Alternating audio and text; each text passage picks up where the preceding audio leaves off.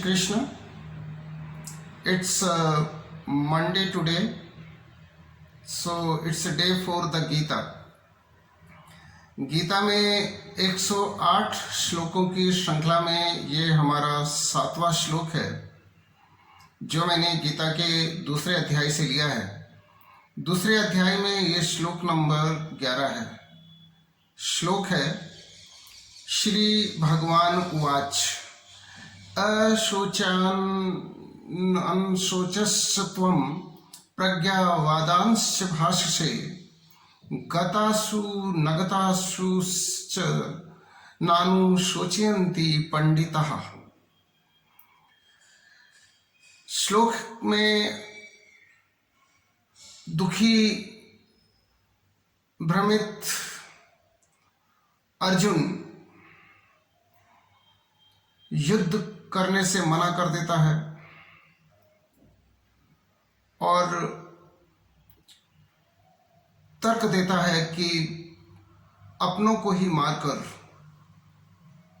यदि पृथ्वी और स्वर्ग का भी सुख मिले तो भी वो मेरे लिए व्यर्थ है, तो भी वो मुझे सुख देने में समर्थ नहीं होगा। इसके प्रत्युत्तर में भगवान अर्जुन से कहते हैं कि अर्जुन, तुम बातें तो ज्ञानियों की तरह कर रहे हो। While speaking the words of wisdom, परंतु वास्तविकता है कि तुम्हारी ये बातें मूर्खतापूर्ण हैं। But actually it's stupidity. और इसके जवाब में भगवान कहते हैं कि जो वास्तव में ज्ञानी होते हैं वो ना तो आने वाले के लिए हर्ष मनाते हैं और ना ही जाने वाले के लिए दुख मनाते हैं, क्योंकि ज्ञानी ये जानते हैं कि ये आना यानी जन्म लेना और जाना यानी कि मृत्यु होना ये वास्तविकता है। और जो वास्तविकता है उसके लिए शोक मनाना, उसके लिए लेमेंटेशन यूजलेस है।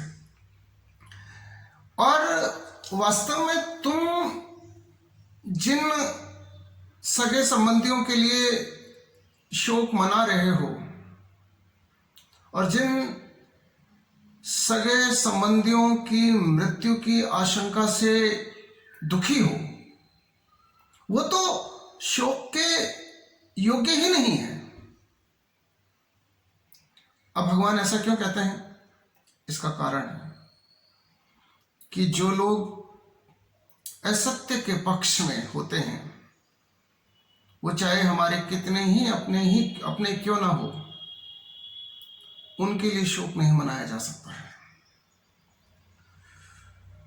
मानव होने के नाते हमारा कर्तव्य है कि हम सत्य के पक्ष में रहें और सत्य के पक्ष में असत्य को पराजित करने के लिए संघर्ष करें, स्वयं को बलिदान कर दें।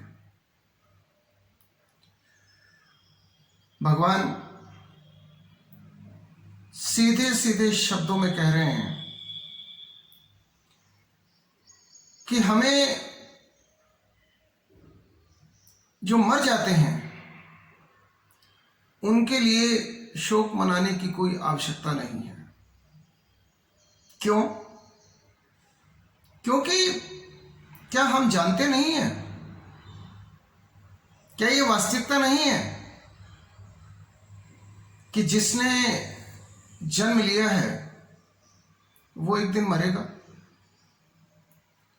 राजस्थानी भाषा में एक बहुत ही सुंदर दोहा है, ऊग्या सो आतसी, whatever has risen has to be set. ऊग्या so आतसी फूल्या so कुमलाई, whatever has blooms has to be withered. उग्या सो आतसी, फूल्या सो कुमलाई, चिनिया देवल धै पड़े. Whatever is constructed is to be demolished. उग्या सो आतसी, फूल्या सो कुमलाई, चिनिया देवल धै पड़े, और जन्मिया सो मर जाए. Whoever has born has to be died. It's a truth. ये सच है. जो आया है उसे जाना होगा. सब अपना अपना कर्म करें, सदकर्म करें, अपनी प्रिस्क्राइब्ड ड्यूटीज को फुलफिल करें. जाना तो सबने है. और इसलिए ज्ञानी जो होते हैं, पंडित जो होते हैं, पंडित का अर्थ ज्ञानी से, जो पंडित होते हैं वो जाने वालों का शोक नहीं मनाते हैं. इसलिए भगवान अर्जुन को समझाते हुए कहते हैं कि तुम इस कायरता से बाहर निकलो, इस माया से बाहर निकलो, अपने कर्तव्य का पालन करो, सच्चाई के लिए लड़ो, अच्छाई के लिए लड़ो.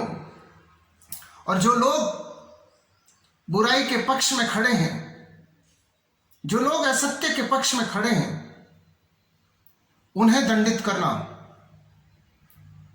उन्हें मौत के घाट पहुंचाना, यह आज तुम्हारा कर्तव्य है. और तुम इस कर्तव्य से भागो मत.